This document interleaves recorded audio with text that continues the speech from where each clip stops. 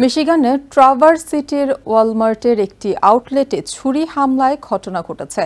শনিবার বিকেলের এই ঘটনায় অন্তত 11 জন আহত হয়েছে, যাদের মধ্যে 6 জনের অবস্থা আশঙ্কাজনক। ঘটনার পরপরই উপস্থিত কয়েকজনের সহায়তায় সন্দেহভাজন হামলাকারীকে আটক করেন স্থানীয় আইনশৃঙ্খলা রক্ষাকারী বাহিনী।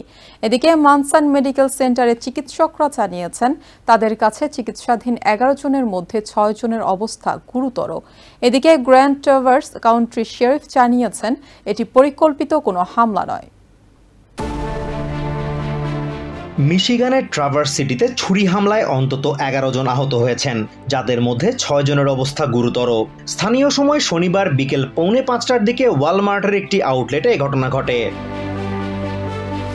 স্থানীয় শেরিফ অফিস জানিয়েছে, আহতদের মধ্যে 6 জন পুরুষ এবং 5 জন নারী, তবে তাদের বয়স সম্পর্কে কিছুই জানানো হয়নি। আহতদের সবাইকে মানসান মেডিকেল সেন্টারে চিকিৎসা দেওয়া হচ্ছে। এই ঘটনায় সন্দেহভাজন হামলাকারীকে আটক করা হয়েছে বলে নিশ্চিত করেছে স্থানীয় প্রশাসন। ওয়ালমার্ট কর্মী অ্যানা লুক এক সাক্ষাৎকারে ঘটনার সময়ের অভিজ্ঞতা তুলে ধরেন। এদিকে grand traverse county sheriff Michael D সেই জানান, প্রাথমিকভাবে তাদের ধারণা এটি কোনো পরিকল্পিত হামলা নয়। যারা হামলার শিকার হয়েছেন তাদের আগে থেকে হামলার লক্ষ্যবস্তু বানানো হয়নি। এই হামলায় সাধারণ ফোল্ডিং নাইফ ব্যবহার করা হয়েছে বলে জানান মাইকেল ডি সেই। সন্দেহভাজন হামলাকারীর পরিচয় জানতে চাইলে তিনি এই সংক্রান্ত কোনো তথ্য প্রকাশে অপারগতা জানান। শেরিফ জানান, ঘটনার তদন্তে একাধিক আইন শৃঙ্খলা রক্ষাকারী বাহিনীর সদস্যরা কাজ করছে এবং ওয়ালমার্ট কর্তৃপক্ষ সার্বক্ষণিক তাদের সাথে যোগাযোগ রাখছে।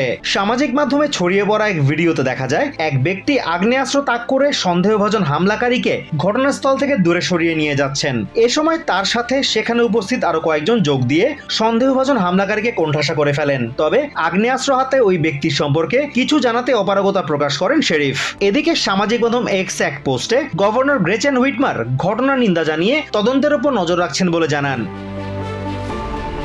Azimur Rashid Kanak, TVN 24 news desk. New York থেকে সম্প্রচারিত TVN 24 টেলিভিশন বিশ্বজুড়ে বাঙালির কণ্ঠস্বর।